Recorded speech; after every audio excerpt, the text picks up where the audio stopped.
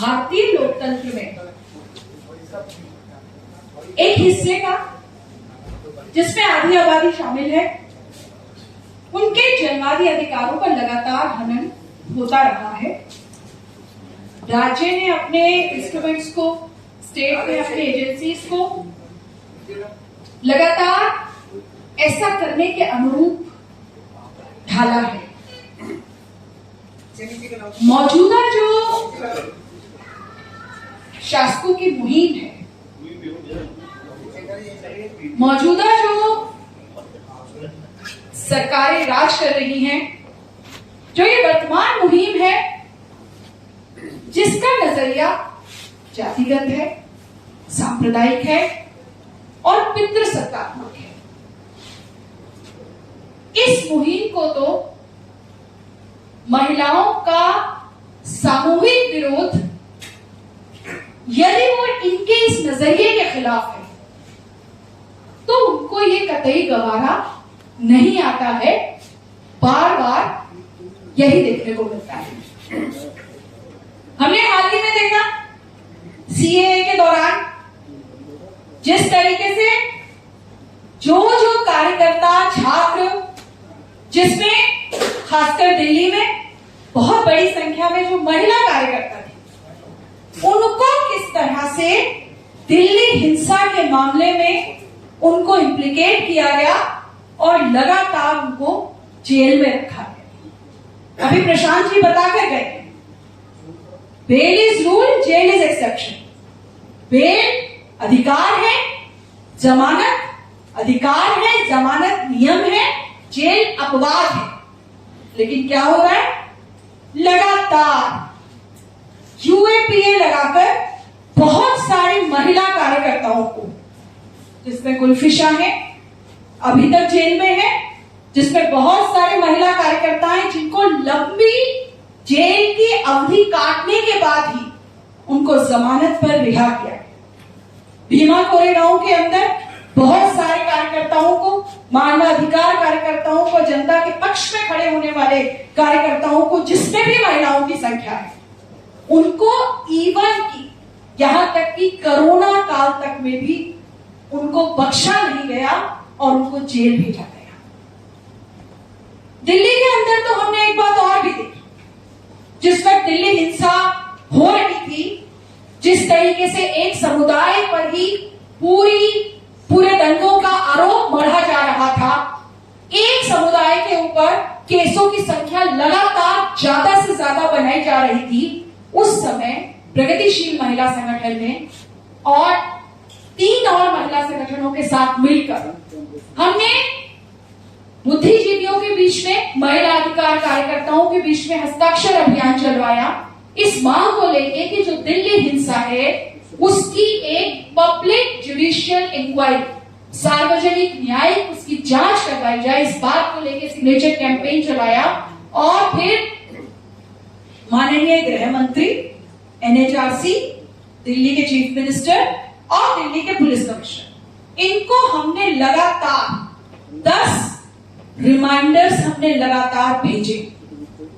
हमें जवाब मिला, जहां एनएचआरसी ने हमें कहा कि आपके पत्र से किसी विशिष्ट मानवाधिकार हनन की घटना होना नहीं पाया जा रहा है, इसलिए आपकी केस को कुछ नहीं कर सकते।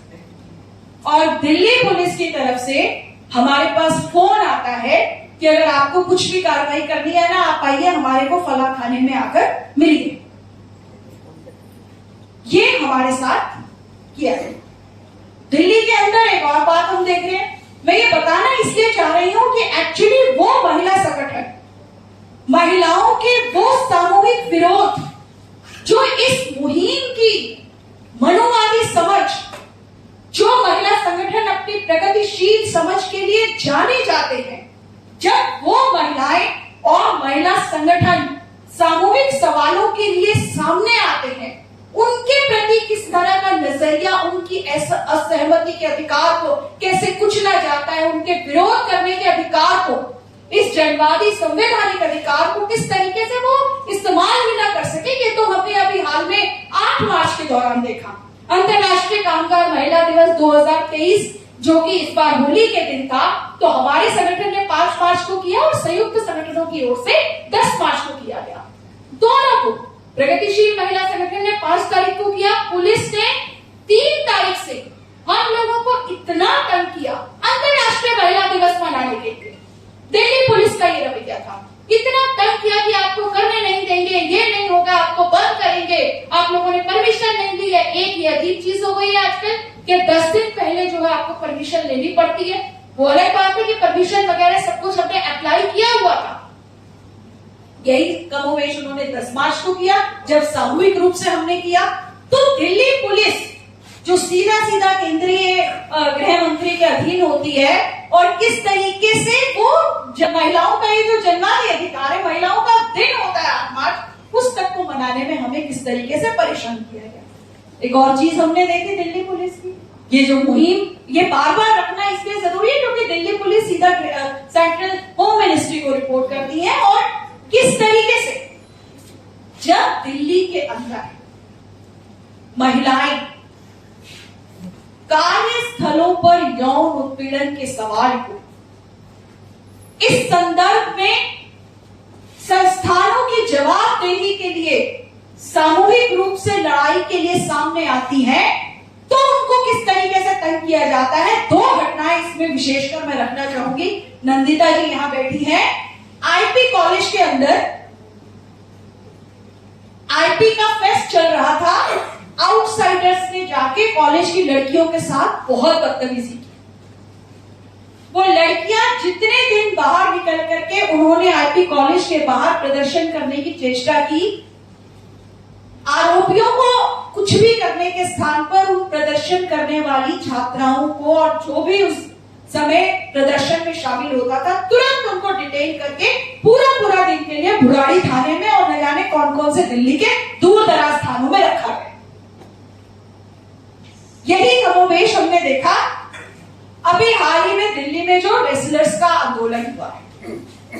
देश की प्रमुख नामी गिरामी महिला पहलवानों के नेतृत्व में वो सिंपल सवाल उठा रही थी कि कार्यस्थलों पर यौन उत्पीड़न के आरोपी के बारे में जो देश का कानून है, कानून के राज को लागू करने की बात वो महिला पहलवान कर रही थी, और उसका समर्थन दिल्ली के तमाम महिला संगठन, महिला कार्यकर्ता कर रहे थे। और लगातार जब वो आंदोलन चला है, जब महिला संगठनों ने सामूहिक रूप से आकर प्रदर्शन किया है, उनको लगातार डिटेन किया गया। 28 मई के दिन अलग अलग उनको घरों में बंद कर दिया गया, उनको घरों से उठाकर बंद किया गया, हिरासत में लिया गया। ये एक तरीका दिल्ली पुलिस ने दिल्ली की महिलाओं और दिल्ली के महिला अधिकार कार्यकर्ताओं और महिला संगठनों के साथ किया। इस मुहिम के राज में एक चीज और सामने आ रही है कि ये एक व्यक्ति, जैसा हमने मणिपुर में देखा, मणिपुर में 4 कुकी प्रोफेसर्स को फायर को इंटरव्यू देने या प्रेस से बात करने के आरोप में एक व्यक्ति ने कंप्लेन की मणिपुर कोर्ट में, और उनको कोर्ट ने समन कर दिया। National Federation of Indian Women's की fact finding team fact finding करके आती है, एक व्यक्ति कंप्लेन करता है और कंप्लेन के ऊपर एफआईआर दर्ज हो जाती है। फैक्ट फाइंडिंग के डिसीजन से कोई सहमत या असहमत हो सकता है, पर फैक्ट फाइंडिंग करने की वजह से एफआईआर, ये एक नया तरीका कि एक व्यक्ति शिकायत करेगा और स्टेट मशीनरी फटाफट से एक्टिवेट हो जाए। तो ये पूरे अनुभव एक्चुअली दिखा रहे हैं कि जो मौजूदा मुहिम है, वो वर्तमान जो शासकों की सरकार में जो सत्ता पक्ष की मुहिम है, उसको महिलाओं के जनवादी अधिकारों की कतई कोई कदर नहीं है। और खासकर मनुवाद के विरोध में, खासकर पितृसत्ता के विरोध में जब महिलाएं सामूहिक रूप से सामने आएगी, ये महिला कार्यकर्ताओं को आतंकित करते हैं, उनको परेशान करते हैं और उनके जनवादी अधिकारों का हनन करते हैं। यही बात रखते हुए मैं प्रगतिशील महिला संगठन की ओर से विशेषकर जो तेलंगाना में ये जो लेटेस्ट एफआईआर हुई है 152 साथियों को, जिसमें जिनके ऊपर मुकदमे बनाए गए हैं और जिसमें महिला आंदोलन की साथी संध्या भी है और भी बहुत साथी हैं, और साथ साथ सांस्कृतिक कर्मी विमला, इन तमाम साथियों के ऊपर जो केस लगाया गया है, हम मांग करते हैं कि इस एफआईआर को तुरंत वापस लेना चाहिए। हम ये भी मांग करते हैं कि जिन भी लोगों को यूएपीए के तहत जेलों में बंद किया गया, उनको अविलंब जमानत पर रिहा किया जाना चाहिए और बिल्कुल यूएपीए को रद्द किया जाना चाहिए।